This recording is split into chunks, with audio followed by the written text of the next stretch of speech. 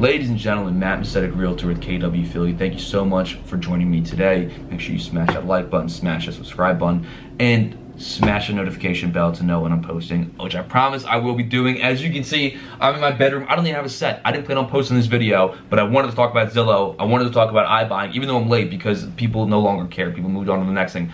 I wanted to talk about Zillow. I didn't want to wait any longer, so I pulled my camera out of my closet. I pulled this microphone out of my car trunk, and I put this together real quick, and we're going to talk about Zillow, and we're going to have a good time. Let's get into it.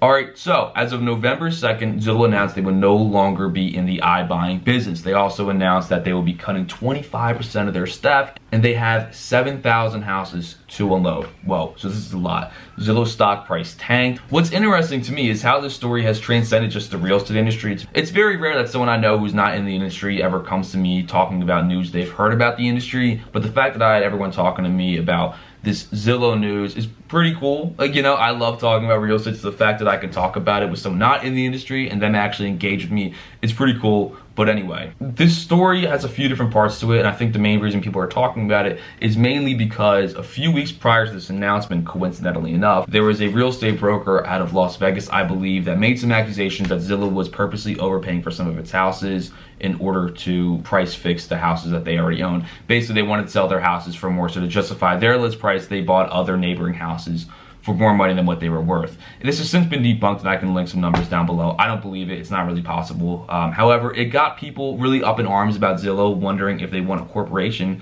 buying all the houses in their neighborhood, especially when there's already a housing shortage. We don't know where the next generation is going to get the money to buy their first house. So I think people wanted someone to point the finger at when it came to the housing market, and Zillow was kind of just the perfect scapegoat to do that. And it doesn't help that a few weeks later, they end up ceasing operations for their iBuying business, mainly because they were, in fact, paying too much for houses. Now, if we take a step back, we'll see really what happened and why Zillow was paying too much for houses. It wasn't to their advantage at all. In fact, it cost them about 50% of their company's entire value.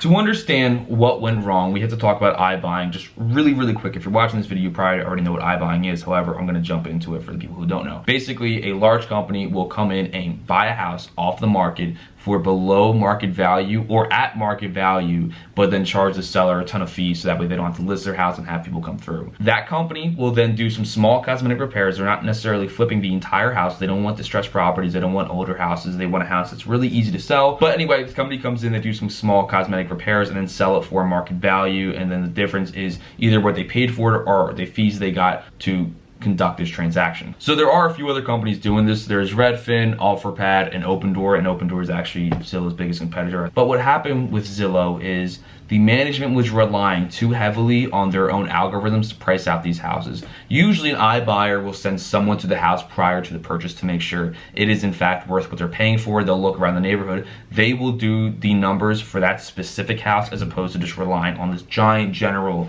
algorithm that works for just about any house in the US. So that way they know they're getting a good deal and they know that they can sell the house for more than what they paid for or make a profit on the fees. However, Zillow's management never did any of that. They relied solely on the algorithms. A lot of people who sold their house to Zillow say no one ever even came out. They paid $30,000 over what the house could ever be sold for because they relied on the Zestimate. Historically speaking, the Zestimate has been a lot higher than what it should be. Now, valuation on an algorithmic scale can go one way, can go another way, but Zillow would turn theirs up a little bit because it was a lot better clickbait for someone to inquire what their house was actually worth. Nobody wants to click on a link saying their house is worth 0.5x. They want to click on a link that says their house is worth 1.x. So essentially, Zillow overpaid for almost 80% of their houses that they had, and they have 7,000 houses to unload. Rich Barton, the co-founder and CEO of Zillow, actually got on CNBC. They said that they put way too much trust into this algorithm, and management kind of let this business run itself, where in reality, it's a business that needs constant management.